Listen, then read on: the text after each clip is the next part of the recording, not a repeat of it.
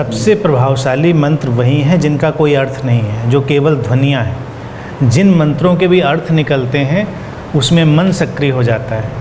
और बहुत सारे मंत्र अगर आप देखेंगे तो वो केवल प्रशंसाएं हैं, किसी देवी देवता की स्तुति है, प्रशंसा है। वो मंत्र बाद में क्रिएट किए गए मंत्र हैं और उनकी महिमा बनाने की कोशिश की गई। हालांकि अगर उनमें भी भाव डाला गया है तो वो भी हैं, लेकिन जो बेसिक फंडामेंटल मंत्र हैं वो बीज मंत्रों जैसे उनकी ध्वनि है, जैसे ओम, हूम, हम, ह्रीम, इनका कोई अर्थ नहीं, ये केवल साउंड्स हैं, ध्वनियाँ हैं। उसको भाव दशा से डाला गया, निकाला गया, भाव दशा पैदा की गई और उस भाव दशा से एक साउंड क्रिएट करी गई और उस पर हजारों साल प्रयोग किया गया। तो वो जो साउंड थी उससे एसोसिएट हो गई। मंत्र जो है वो लॉ ऑफ एसोसिएशन है।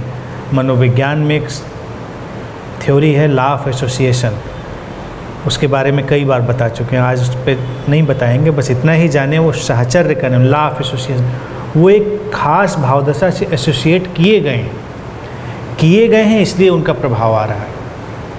उनमें पहले से कोई अर्थ या भाव नहीं था, उनको किया गया है। अगर कोई बहुत ध्वनि से आकर्षित अनुभव करता है, मंत्र से आकर्षित अनुभव करता है, उसके लिए कोई मंत्र काम कर सकता है। लेकिन हम बिना किसी वजह के किसी को कोई मंत्र पकड़ाएं तो वो एक ज़बरदस्ती की चीज़ है। तो आम तौर से साधकों के लिए बेहतर ये है कि वो अपने मौन में, अपनी शांति में जाएं। वो सोर्स है, वही भाव का जो बेसिक सोर्स है वो तो हमारा साइलेंस और हमारे अंदर की स्थिरता ही है। और चारों तरफ जो प्रकृति में है वो भी शुद्धतम मंत्र की तरह ही है।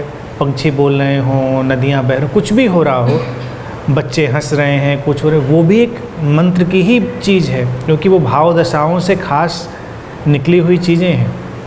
तो स्पेशली मंत्र को देना या लेना उसका कोई बहुत औचित्य नहीं है, मैं समझता हूँ। और जब उपयोग किया जाए तो किसी गुरु के निर्देश में बहुत ही चैतन्य रूप से, तब उसका परिणाम भी आएगा। आम तौर से क्या है, अगर लोग बिना जाने उपयोग करते हैं तो मंत्र का कोई परिणाम भी नहीं आता।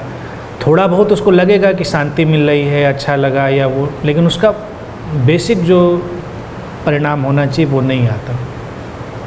और ये एक पर्सनैलिटी टाइप ही है, जो लोग मंत्र ओरिएंटेड होंगे, जिनको वो चीज़ बहुत काम करेगी। तो सबके लिए वो हो भी नहीं सकती है।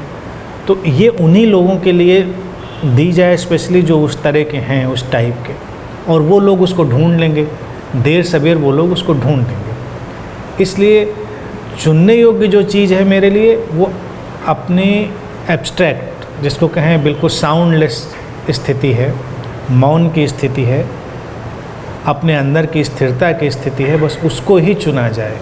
वो बेसिक है, फंडामेंटल है, उससे ही सब कुछ निकलता है। यानी हमारे मौन से ही शब्द निकलते हैं, शब्दों से ही अक्षरों से मंत्र बनते हैं। तो बेहतर होगा हम सीधे मौन से जुड़ें, हम बीच की किसी चीज़ में जाएं ही नहीं, हम सीधे मौन से जुड़ें और वो मौन ही फिर सारा काम हमारे लिए करेगा। वो सबके लिए काम करेगा, उसमें कोई भी एक्सेप्शन नहीं होगा। लेकिन इन पर्टिकुलर टाइप्स में एक्सेप्शन होंगे कि कोई मंत्र कर पाएगा, कोई नहीं कर पाएगा, कोई खास चीज़ पे जा पाएगा, कोई नहीं जा पाएगा।